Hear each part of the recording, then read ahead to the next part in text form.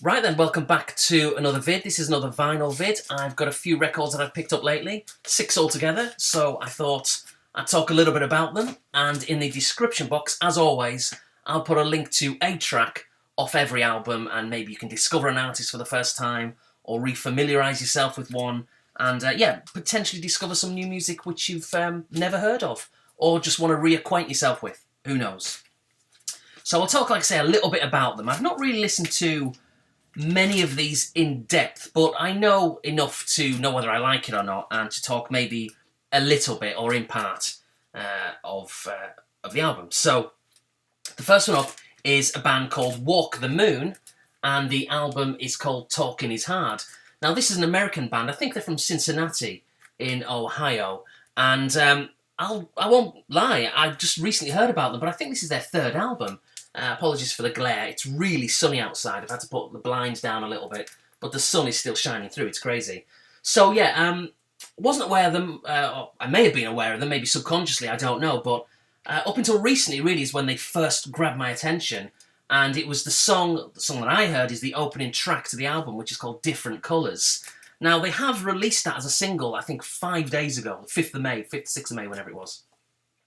But the leading single from the album was called Shut Up and Dance. Now, that was the first one I watched before I actually bought the album. It's what made me kind of check this group out. And the best way to describe them really is very, it's essentially like kind of power pop, indie pop, a little bit of mild rock in there, all done with like a smile. They seem to be a band which don't take themselves particularly seriously. That's not a criticism, that's not a positive point either, really. I'm not sure where I stand with that. If you check out the video, and I'm not going to use this, funnily enough, as my example, but if you check out the video to Shut Up and Dance, you'll see what I mean. They just appear as if they're just having fun. There's nothing wrong with that, but it just kind of took me by surprise. I just would have thought they would have went with something a little bit more serious, but does it really matter? I guess evidently not. But yeah, the song Different Colours, for me, when I listen to the album, is the obvious choice as a single. So it's no surprise whatsoever that they're releasing it, or have just released it as their second single or on this record. So that's that. So check that out. It's pretty good. Now the next one up is a Canadian artist called Caribou.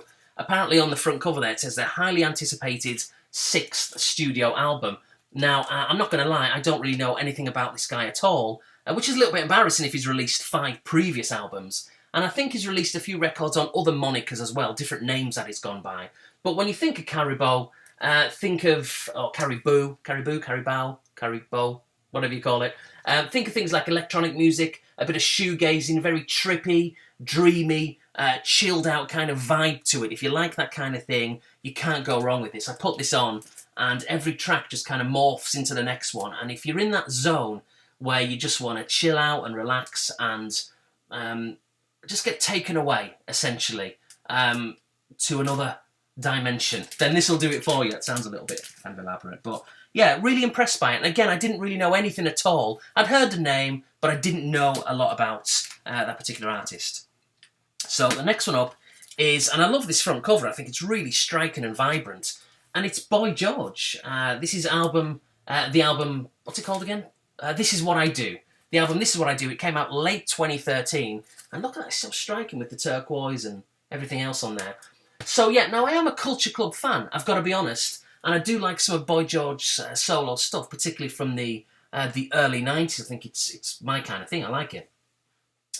So yeah, when I heard the lead single, which is called King of Everything, I thought, I've got to check that out, I've got to get that album. And it's alright, it's certainly not a bad album, it's pretty average to good, really. Songs like, well, King of Everything, Bigger Than War, My God, very chilled out, soft rock, I think is a way that I could describe that, with a bit of new wave as well, you know, that kind of approach to it. So, yeah, typical Boy George, new wave soul music.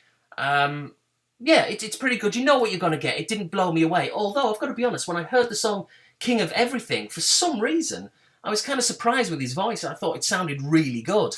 And then inevitably, I went onto YouTube. I mean, this is ages ago now, well before I bought the album, and I was watching the video to that song on YouTube, like I say, and a lot of the comments were mixed as ever, because you can never please everybody. Some saying his voice sounded bad, others saying it sounded amazing. You know, you pay your money, you take your choice. I think it sounds good, but whatever. And in fact, I think there was a documentary on, was it the BBC maybe, around about Christmas, or maybe it was early this year, surrounding Culture Club, because the original members have recently got back together, and this documentary, I haven't watched it yet, I've downloaded it, but I've not watched it, but I think from what I can gather, this documentary camera crew's following them around, talking about, the old days and the band now reforming, the original members reforming.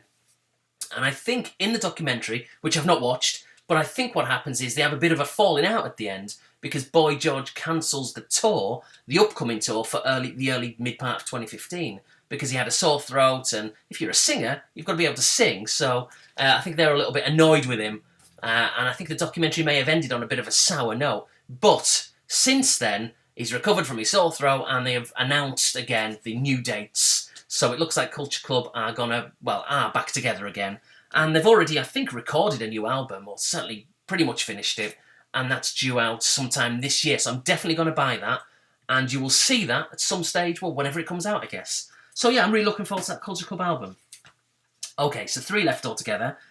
First up is a band called The Shins. This is called Wincing the Night Away. Now, when you think of The Shins, think of indie rock, a little bit of folk music, very folk sounding, and dreamy pop, a little bit kind of, what's the best way of phrasing it? Maybe not, I was going to say shoegaze, and that wouldn't be right at all, just dreamy pop, very kind of indie sounding, and yeah, a decent band. Now, the song which brought this band to my attention was Australia, and it's actually in a video game called Project Gotham 4, I think, on the Xbox 360. It was one of the tracks on the game, and I remember racing around thinking, I really like that, and it really got me into the band. They're not my favourite band in the world, obviously, but as a result of listening to that track, I bought this record, bought the CD originally, downloaded a few more things, and now I've started buying their vinyl, and this is I think it's their 3rd album, which came out in around about 2007, and I think they've only released one since, and that was maybe a couple of years ago,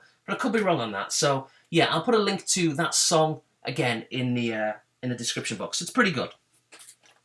2 left. The first one is by Gaz Coombs. Gaz Coombs, who's born on the same day as me, although he's older than me, but the same date, 8th of March, basically. Just in case you want to get your birthday cards and presents ready in the future, or not. But yeah, this is his first solo album. Now, I was surprised to see earlier on when I had a quick look, Supergrass actually split up in 2010, but their last album was 2008, so it's getting on quite a while now. Now, I know they've split up, so another album isn't going to come out anytime soon, but given the fact that all these other bands are reforming, in fact, reforming all the time, I'm surprised that in 7 years they've not really got back together and released anything. So maybe Supergrass will get back together. Well, they definitely will in the future. We all know it will happen. It's just a case of when. For me, it's a band that I absolutely loved in the early Britpop days, up until the very turn of the millennium, and then their last couple of albums I never really got into, especially the last one, which is called Diamond Hoo Ha. It didn't do anything for me.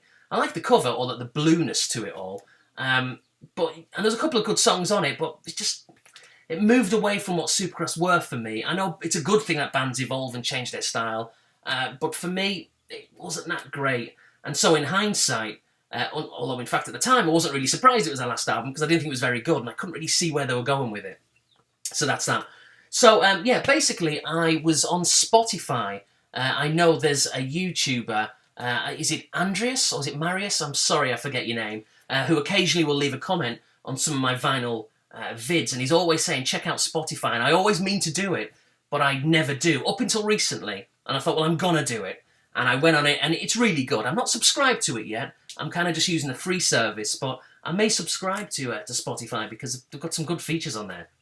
So anyway, I was on Spotify looking at Supergrass, and there was a link there to click on Gaz Coombs, and I clicked on it. I remembered, because I did know, I'd just completely forgotten, but I remembered that he did have these solo albums out, this one from 2012, the second one just came out earlier this year called Matador. And I thought, well, I'll just give it a quick listen, and if I like it, I'll buy it. And it's funny, because I think there's been 3 singles, or was 3 singles from this album, but the song that I like, which for me is a standout, is called White Noise, and that wasn't a single. So that's what I'll put as a link below, and you can see what you think. So yeah, it's a decent album, typical kind of Gaz Coombs, Supergrassy kind of sound, albeit more solo, obviously, because it's just him.